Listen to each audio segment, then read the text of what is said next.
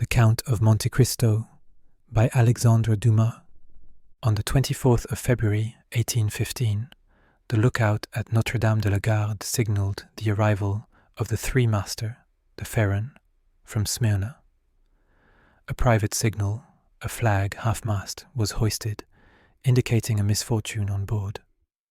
The ship's owner, Monsieur Morel, a man of profound and anxious goodness, raced to the quay.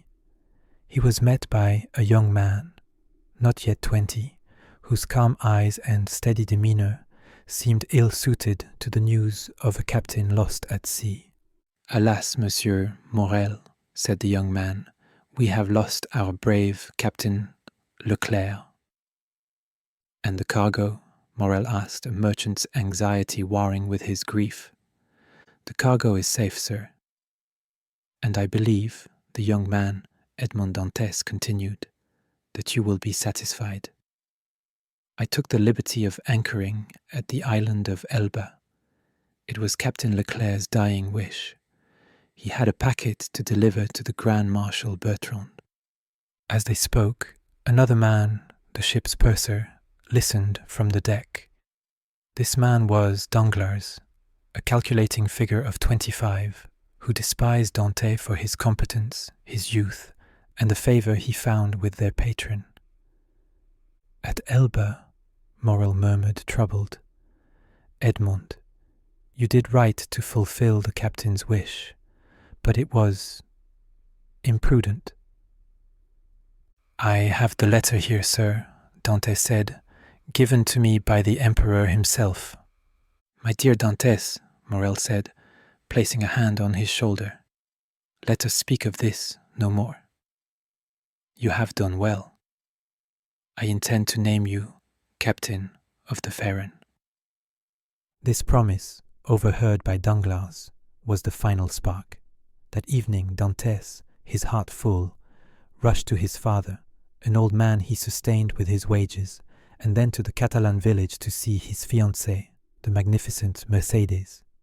He found her in the company of her cousin, Fernand Mondego, a dark-visaged fisherman whose love for Mercedes was a raw, possessive fire. "He is here!" she cried, rushing into Edmond's arms. Fernand stared, his hand clutching the knife at his belt, a picture of impotent rage. He fled, his heart choked with a hatred he could not articulate. He found his way to a small inn, where he encountered two men drinking. Danglars, his mind weaving its dark tapestry, and Caderousse, a tailor, a man of simple, malleable greed. "So," Danglars began, his pen already in hand, "our young Dante is to be captain." "And to marry Mercedes," Fernand growled, "but I will kill him first." "That is a poor solution," Danglars said smoothly. "A prison cell is better than a grave. We need only write a small denunciation. He is a Bonapartist agent. Did he not stop at Elba? Does he not carry a letter from the usurper?" He sketched out the note. Caderousse, half drunk, protested weakly. Fernand, however, saw his path. His hand trembled as he seized the paper. "I will deliver it," he hissed. The next day, at the feast for his betrothal, as Edmond Dantès raised a glass to his future, the tramp of soldiers echoed on the stairs. He was arrested. He was brought before the deputy public prosecutor, Monsieur Gérard de Villefort.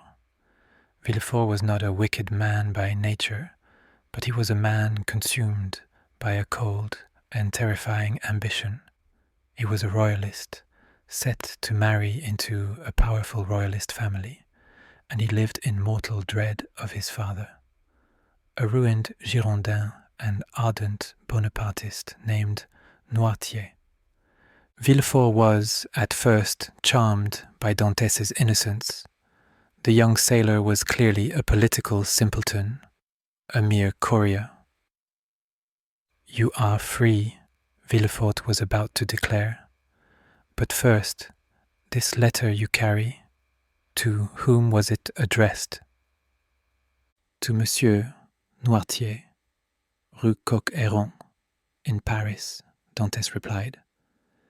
The name struck Villefort like a cannonball. He blanched, his composure shattering. This letter, which he had supposed was a trivial plot, was addressed to his own father. If this connection were revealed, his career, his marriage, his entire future would be annihilated. He looked at the innocent man before him, and his soul made a terrible calculation. He saw not a man, but a stepping stone. Monsieur Dantès, Villefort said, his voice now a mask of iron justice, your political fanaticism is of the most dangerous kind. He turned to the guards. Take the prisoner. He held the incriminating letter over the candle flame, watching as the evidence of his father's treason and Dantès' innocence curled into black ash. Dantès was rowed out to the Château d'If, the grim island fortress from which no prisoner ever returned. He was catalogued, stripped, and thrown into a cell. The heavy iron door boomed shut, and the world was extinguished. Years passed, 4, 5, 6. Dantès, number 34, descended into a despair so profound it verged on madness. He raged, he prayed, he finally resolved to die by starvation. He was deep into this final protest when he heard a sound, a rhythmic scratching from the other side of the stone wall. He listened, his heart, which he had thought dead, hammering in his chest. Hope, that most potent of tortures, returned. He began to scrape back. After weeks of agonizing labor, a small section of the wall gave way, and a face emerged from the darkness. A man with a wild beard, eyes alight with a terrifying, brilliant intelligence. "Who are you?" the man whispered. "I am Edmond Dantès, a prisoner." "And I," said the man, "am the Abbé Faria, number 27. The abbé, a man of profound learning and political idealism, had been tunneling for years, believing he was digging his way to freedom. Instead, he had dug his way to another cell. His despair was brief. In Dantès he found a new purpose. "You do not know why you are here?" Faria asked after hearing his story. "No, I was betrayed. But by whom?" "By fate." "Fool," the abbé scoffed. "Fate is a Turkish concept. In the West we call it providence. Let us reason. Who benefited from your arrest?" And so, in the darkness, the priest began his interrogation. With chilling, meticulous logic, he reconstructed the conspiracy. "A man who envied your promotion," Faria deduced. "That was Danglars." "A man who coveted your fiancée. That was Fernand." "But the man who condemned you?"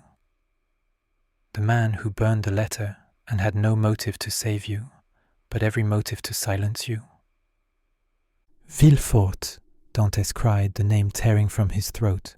"The prosecutor." "And the letter's address?" "To Monsieur Noirtier." "Oh, my God, my God." "Noirtier," Faria said softly, "is, as I know, the name of Gérard de Villefort's father." A terrible change came over Dantès.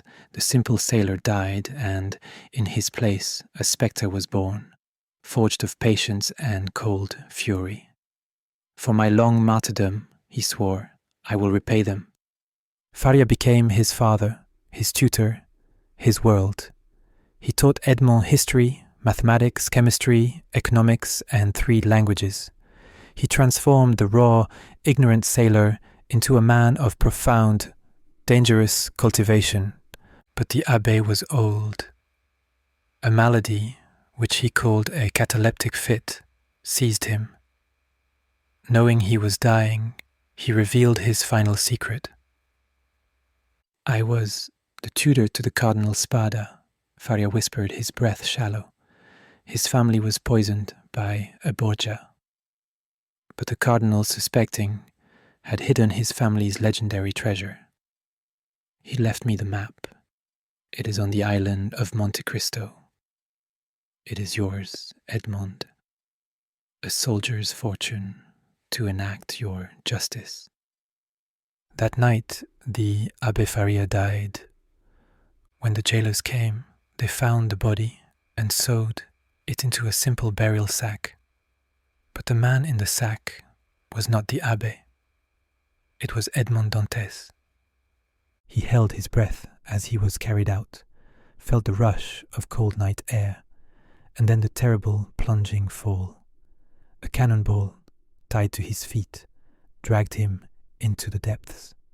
He sliced the sack open with a knife he had fashioned, fought his way to the surface, and let out a scream of terrible triumphant freedom as the storm raged around him. 14 years had passed. He was 34 years old. After being rescued by a crew of Genoese smugglers, Dantès made his way to the desolate island of Monte Cristo. Following the abbé's map, he discovered a hidden cave. Inside, lit by his torch, was a sight that defied human reason. A cavern filled with gold ingots, shining pearls, and chests overflowing with diamonds, rubies, and emeralds, the accumulated wealth of a great Italian house.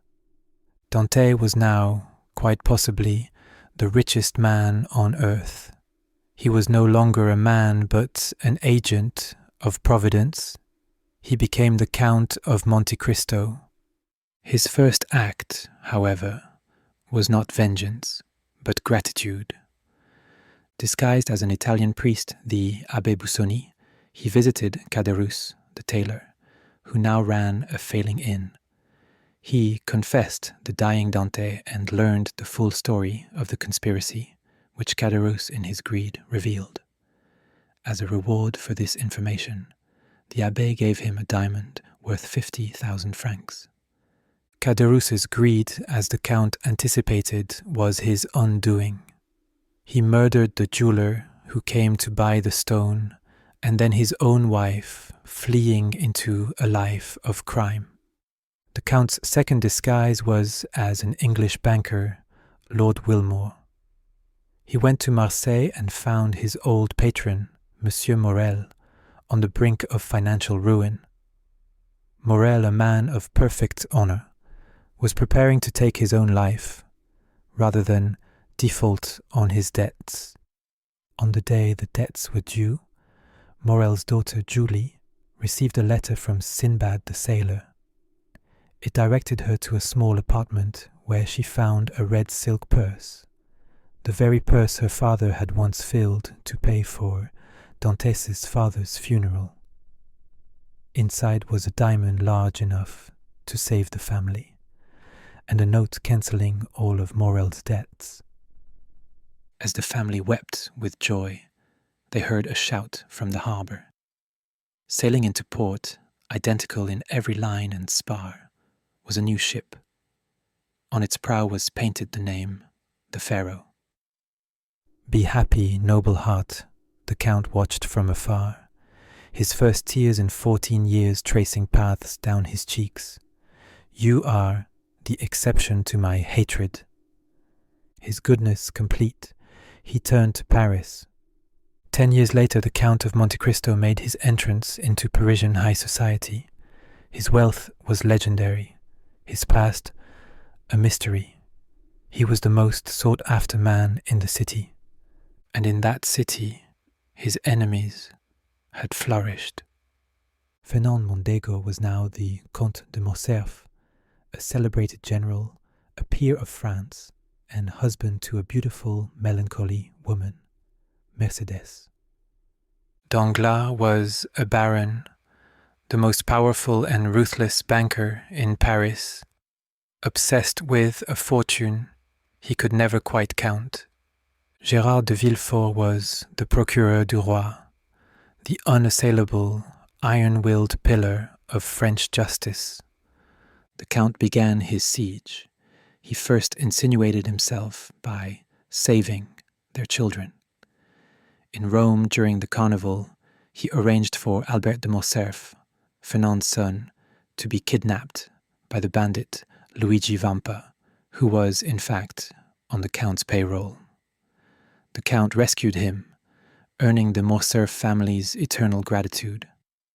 He then purchased a home in Auteuil, a house that held a dark secret. It was here, as he knew, that Villefort had once had an affair with Madame Danglars. It was here their illegitimate child was born.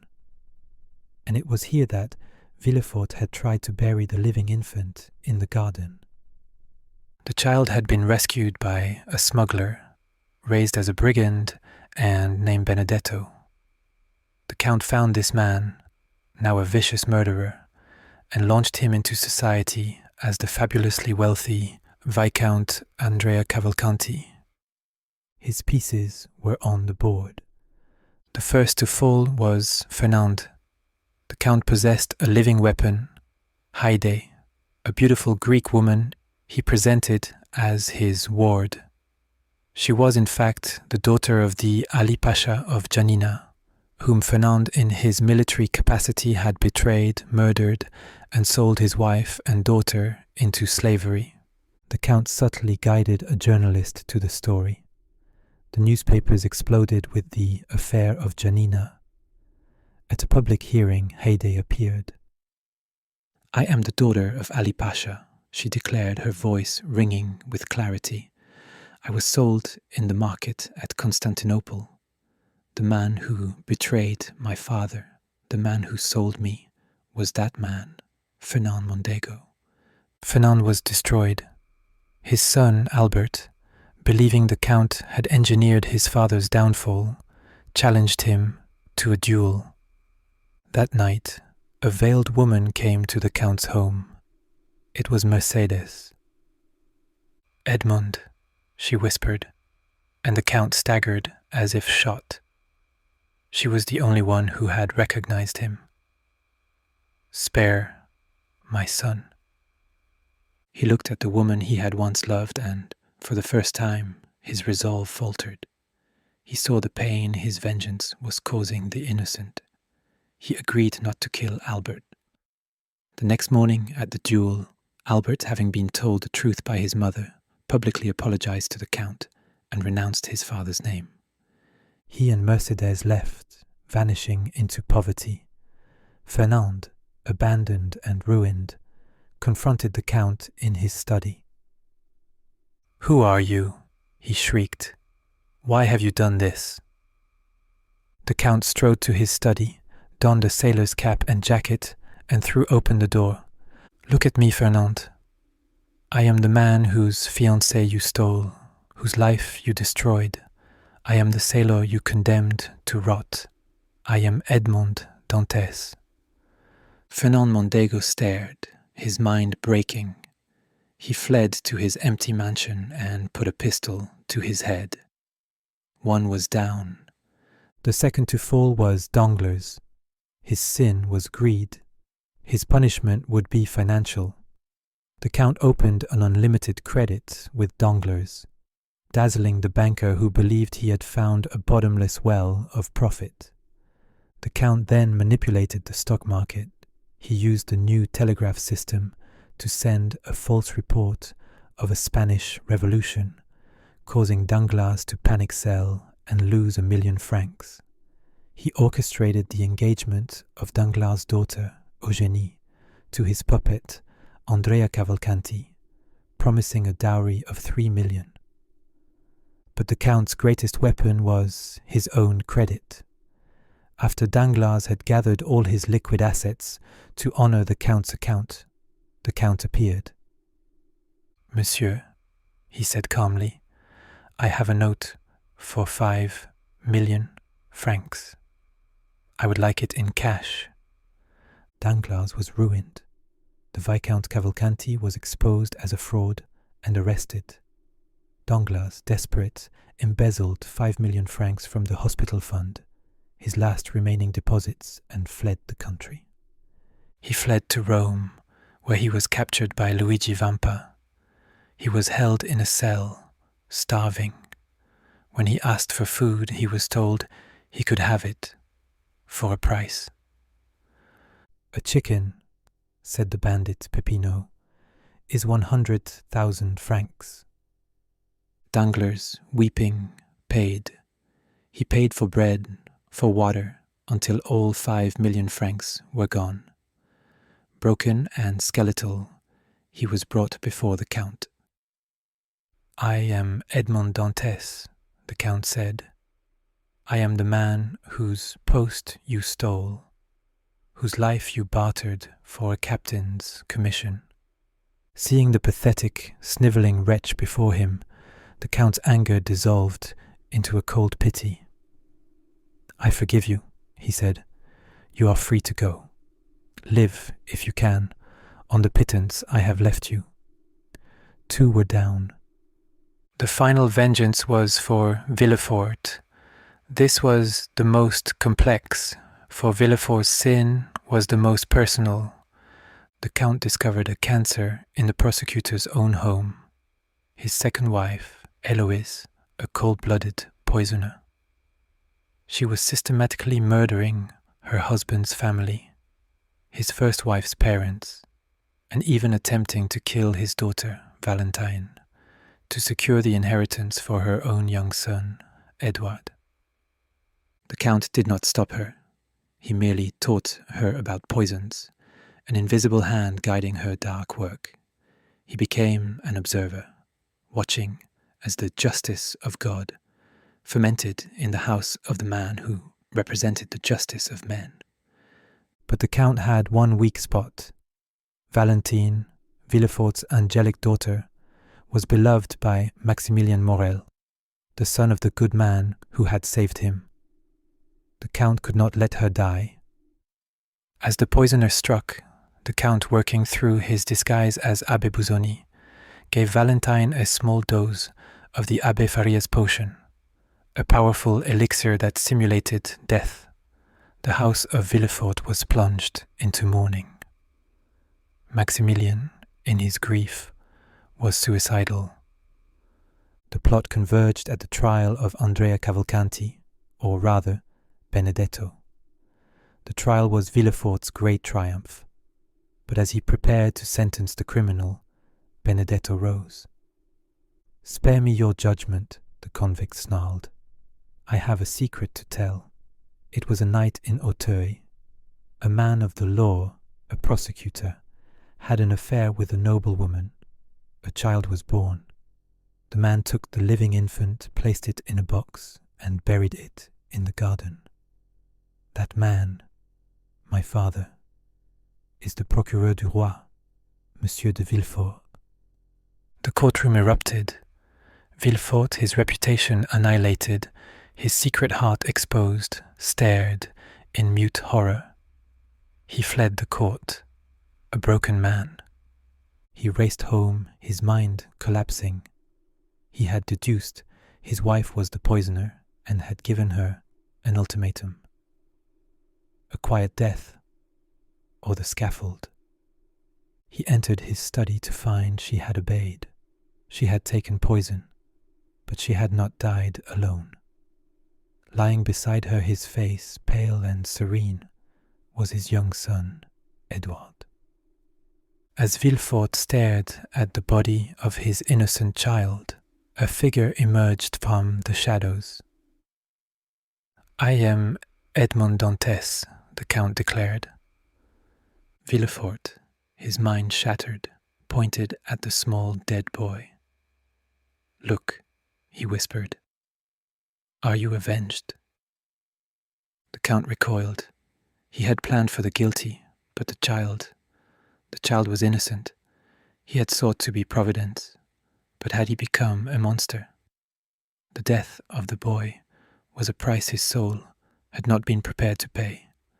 He fled the house, leaving Villefort to his madness, clawing at the earth in his garden, searching for a son he could no longer find. His vengeance was complete, but his victory was ash. The death of young Edward had shown him the terrible flaw in his plan. Man cannot be God. He had one last duty. Maximilien Morel, believing Valentine truly dead, was on the brink of suicide. The Count revealed his true identity, the man who had saved his father's life, and made Maximilien promise to live for 1 month. He took the young man to the island of Monte Cristo. There, on the day the promise expired, Maximilien prepared to take his own life. "Look," the Count said, pointing to the mouth of the cavern. A figure emerged, pale but alive. It was Valentine. The Count had saved her from the tomb, just as he had been saved. He had used his terrible power not just to destroy, but to create. He had balanced the scales. "He believes himself an agent of God," Valentine whispered to Maximilien. "But I told him he is only a man." And he wept. The Count left the lovers his entire fortune, his palaces and his island. His work was done, his anger was spent, and his soul was perhaps redeemed. He stood on the deck of his ship, gazing at the horizon. He was joined by Haydée, the woman who had seen the man behind the mask, and had come to love him. As the ship sailed into the dawn, Maximilien and Valentine watched it disappear. They found a final letter left for them by the Count. In it was the sum of all his suffering, all his wisdom, and all his hope. "My dear friends, there is neither happiness nor misfortune in this world. There is only the comparison of one state with another. Only a man who has felt ultimate despair is capable of feeling ultimate bliss. It is necessary to have wished for death, Maximilien, in order to know how good it is to live. Live then, and be happy, beloved children of my heart. And never forget that, until the day God will deign to reveal the future to man, all human wisdom is contained in these 2 words: wait and hope."